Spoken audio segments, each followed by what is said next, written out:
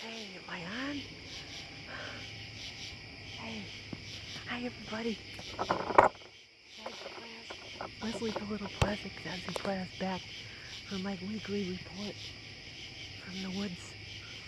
Yeah, it's about, I guess it's about 11:30 at night. I'm back here on the woods. Looks like school's gonna start within a couple of weeks. There's a bunch of lights on over there. I saw some kids out on the playground. But they seem to be gone now, so I'm gonna take my chances. I'm out here in the woods behind my house. Not hurting anybody, just getting it done. How's everybody doing? Wow. So, got a lot to talk about this week. Hope I can get through it. Oh, man. Yeah, so, where to start? What a week. Oh,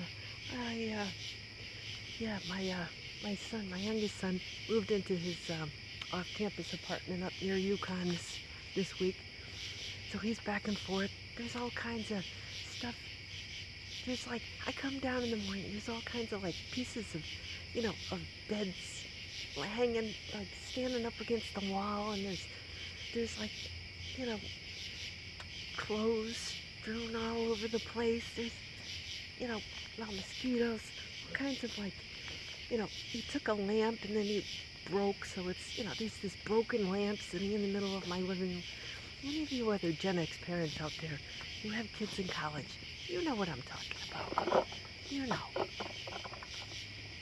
We're in this, limbo, kind of. They come, they go. He comes in tonight, with his girlfriend, and she's going to school up in Vermont. She's a year behind him. So she's a sophomore, and my son's a junior. She's going back up to Vermont. She's she's like a mechanical engineering and graphic design or something like that. So she's left brain, right brain. Very cool. Nice girl. They have similar piercings. They get along. The other day she came in and she's got these boots. I'm like, I didn't notice them at first, and then she moved around the side of the counter and she's all in black, and she's got these like Herman Munster boots. They're like, like we had Doc Martens back in the 90s. I had knockoff ones from Payless. They lace up the front. You can wear them with skirts and, jeans and stuff.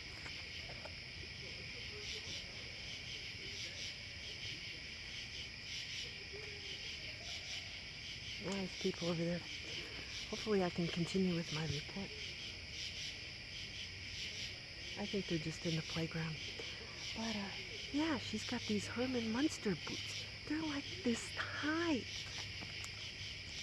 Someday I'm going to find a place where I can do my report undisturbed. So, oh, you know what? It's just teenagers. They're not going to bother me. So I'm like, can you walk around campus in those?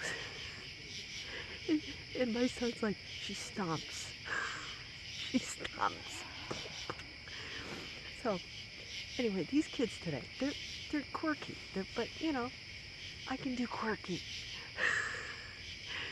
They're cool. And I'm like, oh, did you see this whatever on Instagram or on Facebook?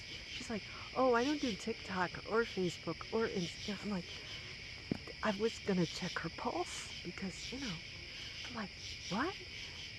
It's like I'm always on Facebook. I wake up in the morning, I'm already on Facebook. I look down, my hand's already scrolling. That's just me. But, that's just me.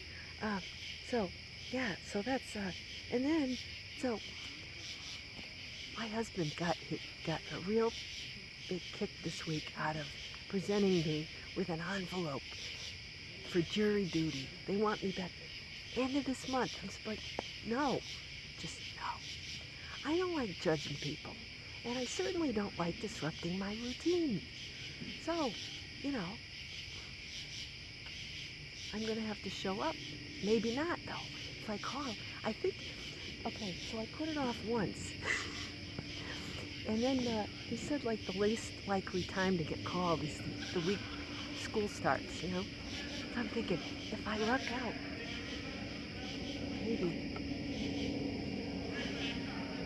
maybe they'll call me and there won't be a trial. You know? At the very least, oh, there's my plan. So at the very least, I'll just have to show up for a couple hours and then I can get the heck out of there. Because the last thing I want to do is sit around, waste my frickin' day, sitting there with a bunch of people, and, you know, I don't want to judge anybody. I don't want to do that. I don't believe in that stuff. Yeah, I'm American, but you know what? I don't believe in this patriotic duty crap. I don't even like to vote anymore. But that's just, anyway, I'm not going to get political. But,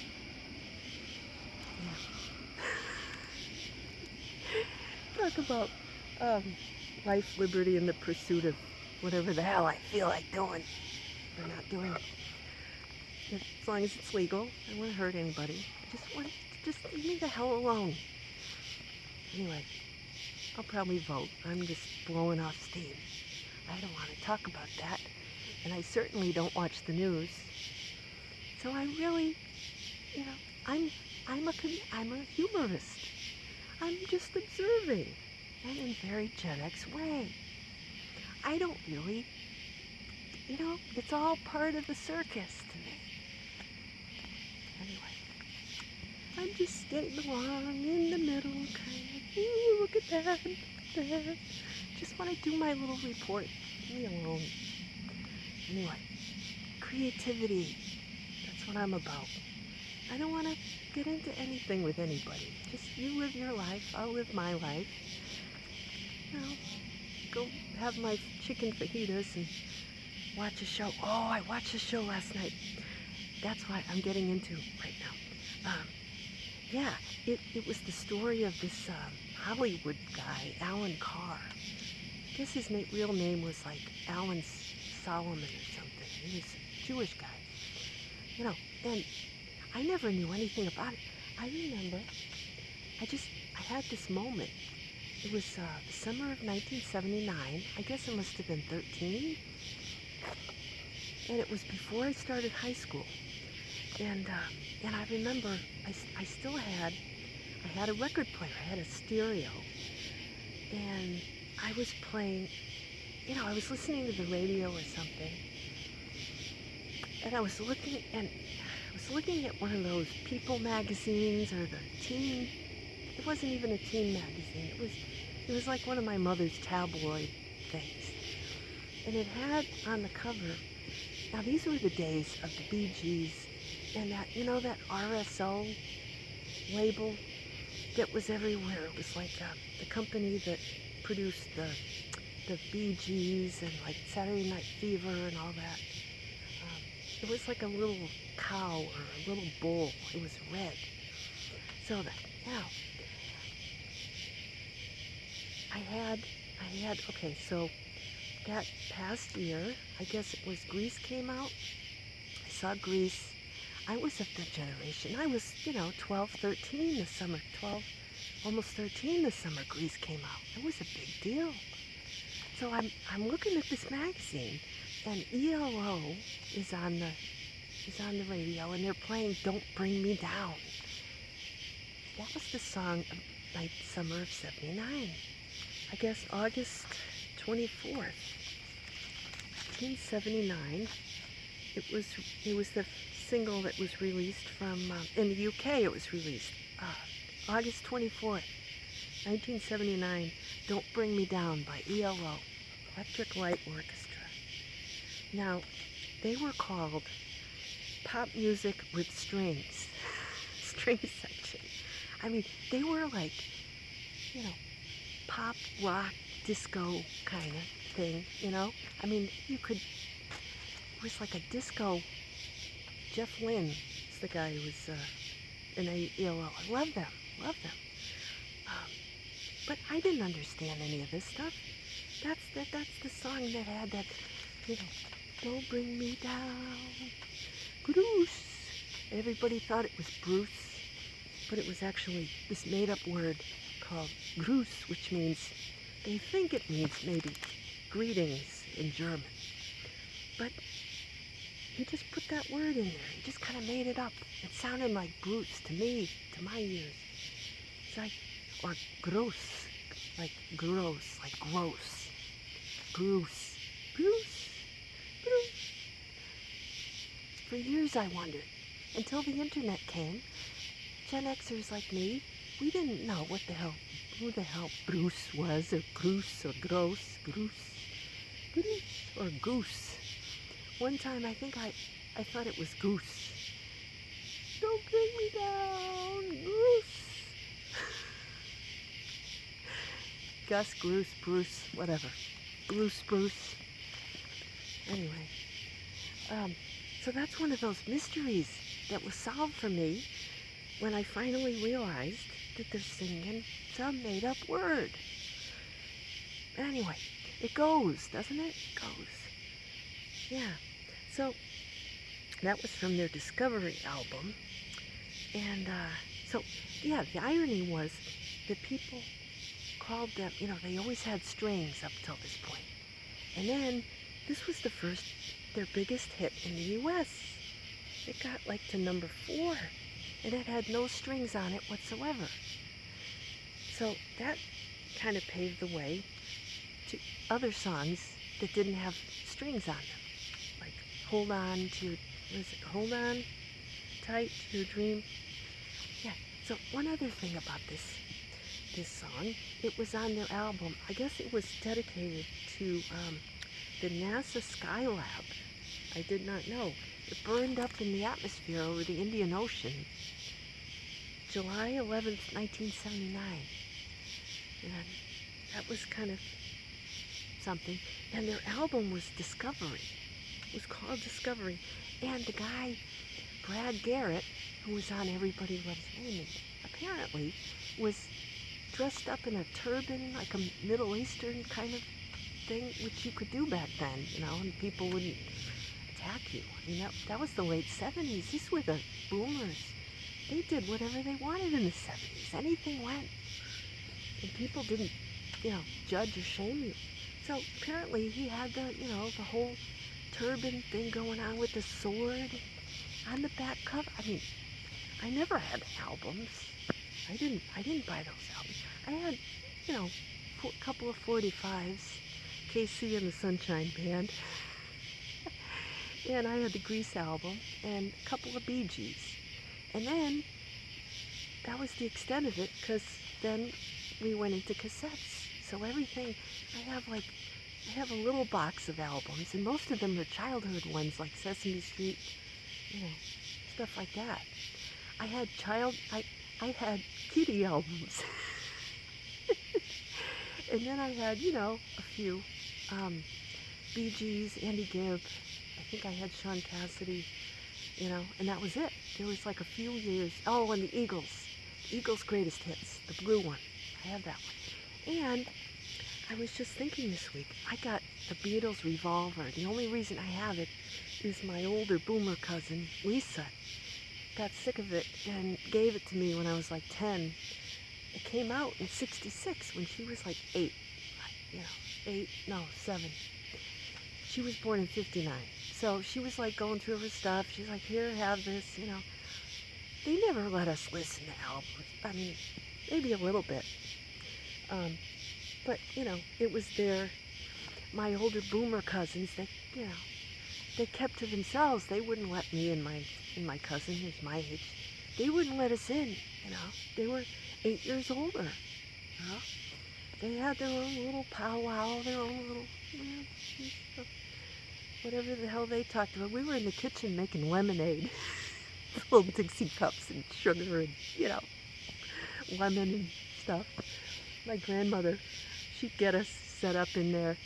There's a picture of us, me and my cousin Kim. We're same ages, same grade of school. yeah, we went over for, I don't know, it must have been around late 70s. Yeah, we were in middle school. And she's standing there with the scissors because she's the oldest. And I'm sitting there in the back, we're blowing up balloons and making little things, little Dixie cups, because Mime she had the holder, the fancy holder with the Dixie cups in her kitchen. My mom didn't have those. Mom had a few, but we didn't have the holder. Mime had the holder. That was status. So, yeah, my cousin's standing there with the scissors like she's gonna stab somebody. Like, I'm just standing there laughing in the back. It's just me. I was the youngest. I'm the youngest. Anyway, so we're talking about, yeah. So last night, out of the blue, there's this documentary out there on Netflix about Alan Carr, who apparently produced Grease and, that movie with the Can't Stop Dance. It had the Village People in it, and I don't think I ever saw it. I mean, my parents wouldn't have let me go see that. I don't think there's anybody out there, hopefully. But yeah, all I remember is I was listening to ELO, Don't Bring Me Down, on the radio, and I'm looking, and on the cover of this magazine, my mother's tabloid, whatever it was, there was this big guy sitting on a bunch of pillows like a king in a muumuu, a captain or whatever, and and he was this big guy, really big, and he had a big, like a big robe. It's the only thing I can describe it. And it said something about this guy and, how he was eating himself to death or something, about his weight, something. I didn't know who he was. Apparently that was this guy, who had, up and down weight issues. But, I remember seeing him and they presented him like he was some kind of a king, he was on the Captain and Tennille show. He must have been a big deal. I don't know why this song was playing, and I had this vibe that this guy was, really sad, kind of, like big power player in Hollywood, or he wanted to be, like he wanted to know everybody. But he wasn't really one of the players, he was more of like a wannabe. But he was very creative and very, he gave great parties, and they said how generous he was, and, so I watched this documentary, and I'm fascinated by these things. And I felt bad for the man because, he had faults like everybody else, but it seemed like he just really wanted to have fun and, make fun movies and put on a show. And it seemed to me kind of sad that when people didn't understand him, he wouldn't treat his body well. But it kind of seemed sad to me that they would, that a newspaper would make fun of people and just to sell more newspapers. What's the point? So I guess he got sick and, and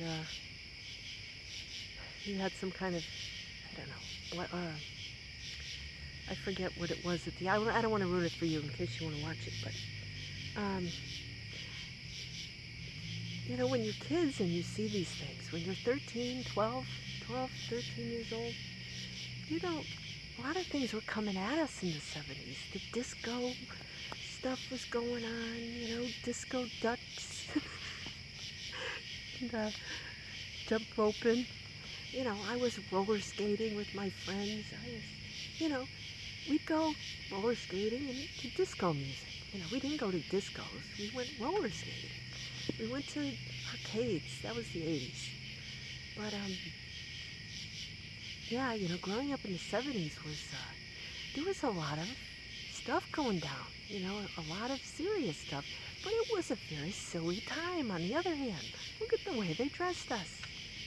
Anyway, so, yeah, I didn't touch on the Bible today, but I did want to mention, yeah, there's there's a strong justice theme, and it's a 2-year for me. So, there's Isaiah saying, do what is just.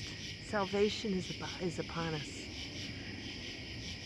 So, there's that going up to the holy mountain, There's a very strong equity theme this week. Paul talking to the Romans saying,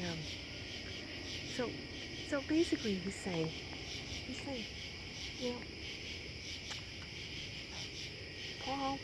St. Paul was also Jewish, and he was talking to his people, and he figures, it's like me. I'm out here doing my reports. If you like it, fine. If you think it's not your thing, fine. Either way, there's no such thing as failure, and that's what he was saying. Because, and then he said, if he can get his people to come along, even better. It's icing on the cake, right? It's cream on the top. That's the way I feel. I love what I do. I love doing this. If I have 7 people watching me, I'm happy. If I have 10,000 people watching me, I'm happy. Either way, I'm happy because I'm doing what I'm supposed to be doing. And that's what he says, right? So you've got these gifts to share. And, it doesn't matter if you're, like Alan Carr, if you produce this fabulous show and people put you down, right?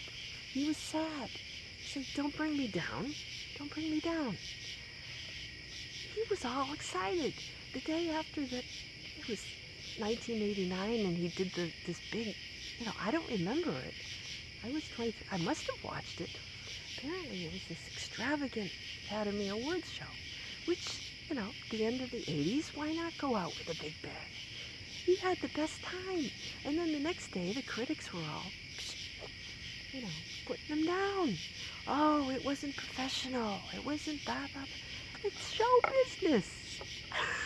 It's all nonsense and illusion. If you can't have fun, make a song. ELO, Jeff Lynne, he said, it was just something you tossed out there. How many songs that just get tossed out there end up being like the best song ever, right? When we let other people bring us down and keep us from doing that which we love to do, that's the only time we lose, right? You've got these gifts, right? It's like my grandfather. It's a Pepe story coming up, just a warning. He had this car, this mint green car to match my pants today, see? And after my grandmother passed away, he had it in the driveway, and my Aunt Bunny would go over, and she'd, take him out in his car when he couldn't drive because his eyes were too bad, She'd take the car out just to use it, Maybe they'd go to the AAA diner in East Hartford down on the Main Street, or maybe she'd just take him out for a ride. My mother wouldn't drive that car. My mother took him out in her 1970 orange Datsun 510, and he called it a shit box. Poop emoji box. Because he didn't like Japanese cars. He was old school. Yeah. Born in 1905. Anyway. But, the thing was, if the car just sat in the driveway, it wasn't going to run anymore, right? You got to use it or lose it. So she'd take him out and, drive the car, and then he'd be happy, and then he'd go home, and, that was that. But it's kind of like that. If you have gifts, it's just like a car sitting there in the driveway, not getting driven, right? It's like your good china that you never use. Why not? What are you waiting for? What are you waiting for? Use it. Use the damn fancy plates, write in the damn fancy journal. Easy for me to say. It's too pretty. What if I screw up? Anyway, but there's that voice, right? That's a small thing. Maybe you have one fancy, display journal, and you write in a crap notebook that you can take out in the rain. That's okay. But, I mean, how many of us grew up with you know, uh, you had your Sunday clothes, right? You had your fancy clothes, and then you had your everyday clothes. You came home, you took off your school clothes, and you put on your play clothes. Kids don't do that anymore, right? But we did. So it's kind of a big thing. And the other thing I wanted to talk about, the reading, the gospel, was the Canaanite woman. Now apparently, I never understood this one, but so I guess Jesus was trying to have some alone time, and this woman, the Canaanites, I guess were kind of a indigenous people, viewed as very primitive. They did some things that were, you know, um, I guess viewed as, as bad, or, you know, uh, not mainstream. So, but, so this woman said, oh, my daughter's, she keeps coming to him. She keeps coming to the apostles. She wants an audience with Jesus. My daughter's got a demon, But he had to seem kind of nonchalant, just to see, how badly did she want this. He didn't want his own people. See, it wasn't the time where he could, but he had to show people. How do you deal with someone that is viewed by society as, dirty, or them, right? Like the time we have now. Who do you view as less than, or them, or those people over there? I'm not saying anything. You fill in the blanks. And this happens all the time. And she keeps back after him, and he listens to her. He said, well, okay. Yeah, and her daughter was, obviously you've got a point. You've got faith. So her daughter was healed. It's another one of those instances, right? He came to show us how to deal with each other, how to see the good in other people, whom, on an individual basis, right? Like, how often do we put everybody in a big box? Oh, those people are like this. We all do it, right? But what if we give each person a chance like God gives us a chance? How many times do we screw up? But we have to keep, God lets us keep making mistakes, because that's how we learn, right? That's how your kids learn, right? They just keep making mistakes. If you watch a little kid, I got 2 boys. When they were little, oh my God, did they make mistakes? You've got to let them. Same thing with God. We're children of God. We make mistakes. Nobody says we have to be perfect. It's how you learn. This is one big laboratory. This is here. It's like, who's that guy? Pollock used to throw the paint, see where it lands. That's kind of like, that's the creative process. My high school class, they voted me neatest and most creative. And that's they kind of don't go together, right? But for me, they did. Because, I guess, because of the house I grew up in and the way I came to school looking put together. But yeah, I guess but when I'm working on a creative project, you got to get it all out first, and then you tidy it up and present it to the world. So, maybe that's just my madness. That's the demon. Some demons are useful, because not all demons are bad. It's the dark side has a bad rap.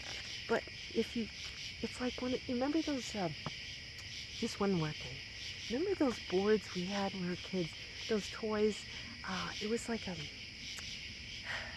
had like black underneath, and it had like you'd flip the page over, and you could scribble on it, and then you lift it up and it would erase.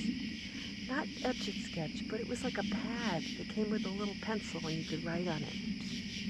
Kind of like that. So anyway, don't let anybody bring you down. Go listen to some ELO and go have my chicken fajitas.